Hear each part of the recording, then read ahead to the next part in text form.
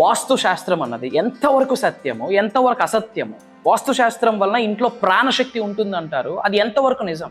నిజంగా వాస్తు ప్రాబ్లం ఇంట్లో ఉండుంటే, వాస్తు దోషం ఉండుంటే హెల్త్ ఇష్యూస్ వస్తాయా, రిలేషన్షిప్ ఇష్యూస్ వస్తాయా, ఉద్యోగంలో గ్రోత్ ఉండదా, కెరియర్లో గ్రోత్ ఉండదా, వ్యాపారంలో గ్రోత్ ఉండదా? నిజంగా ఇది సైన్సా? నిజంగా దైవ శక్తి ఉందా వాస్తుకి? ఎస్, 110% ఉంది. మీరు మేనిఫెస్టేషన్ చేయండి, అన్నీ చేయండి, చిన్న చిన్న రెమెడీస్, వాస్తు దోష నివారణకు సంబంధించి చిన్న చిన్న రెమెడీస్ మీ గృహంలో చేసుకోగలిగితే పట్టిందల్లా బంగారం అవుతుంది. Your energy turns into gold. మరి దీనికి సంబంధించి నిగూఢంగా దాగి ఉన్న ఎన్నో విశ్వరహస్యాలు ఈ వీడియోలో రివ్యూ చేయడానికి ప్రయత్నిస్తాను. అమ్మవారి యొక్క సంపూర్ణ ఆశీర్వాదాలు. రిమెంబర్ వన్ థింగ్, మీకు ఎప్పుడు తోడుగా అండగా మీతో ఉంటుంది. అహం బ్రహ్మాస్మి ధన బ్రహ్మాస్మి. ఆత్మ నమస్కారం గురుగారు. ఆత్మ నమస్కారం. వాస్తు దోషం అనేది నిజంగానే ఇప్పటికీ ఉందా?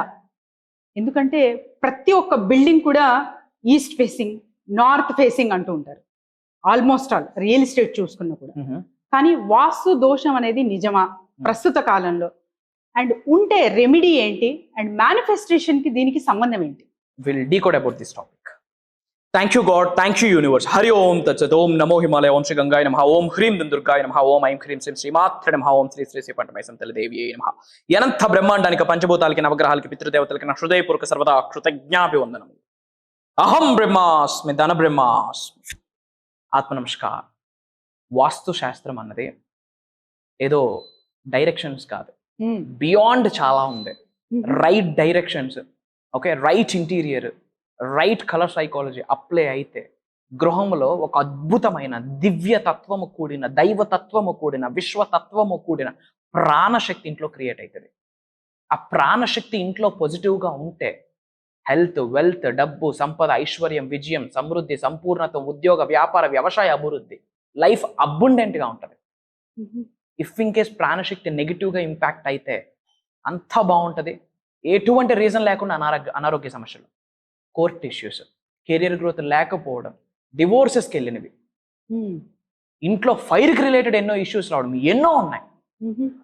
ఫ్యూ రెమెడీస్ ఉన్నాయి, చిన్న చిన్న పరిహారాలు.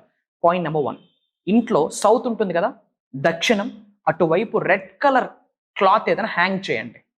ఓకే, ఇంట్లో సౌత్ వైపు, అది అగ్నితత్వం ప్లేస్. సౌత్ ఏంటి?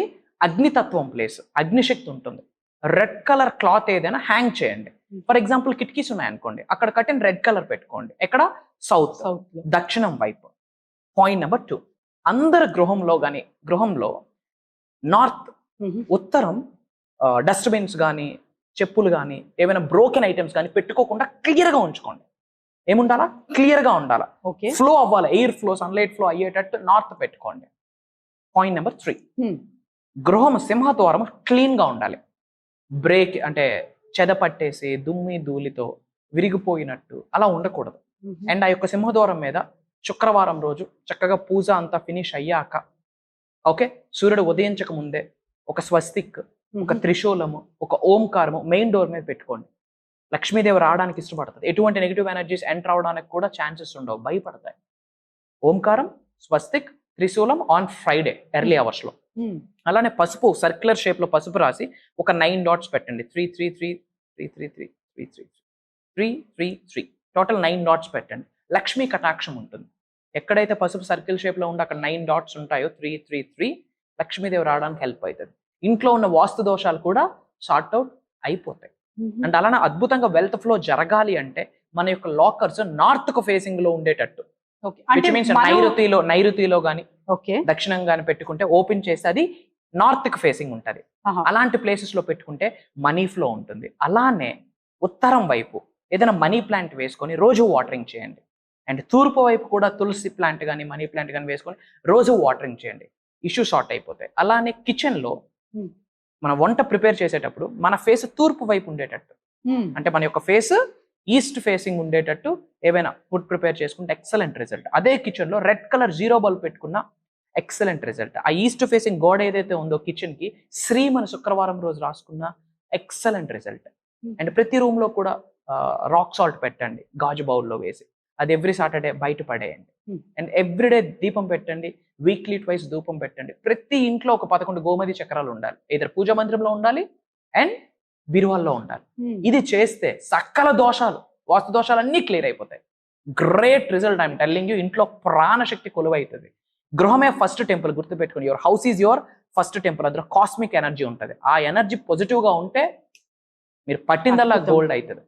Your energy turns into gold. ఒక ఆల్కెమీ, ఒక డివైన్ ఆల్కెమీ మొదలవుతుంది. కామెంట్స్లో అహం బ్రహ్మాస్మి, ధన బ్రహ్మాస్మి అని టైప్ చేయండి. ఎటువంటి డౌట్స్ ఉన్నా, ఛాలెంజెస్ ఉన్నా, ఇబ్బందులు ఉన్నా, అవరోధాలు ఉన్నా, అనారోగ్య సమస్యలు ఉన్నా, ఎటువంటి బాధలున్నా ఏమి భయపడకుండా కామెంట్స్లో టైప్ చేయండి. వాటికి సంబంధించి నిగూఢంగా దాగి ఉన్న విశ్వ రహస్యం మీ వరకు తీసుకొస్తాను అని చెప్పి నేను మాటిస్తా ఉన్నా.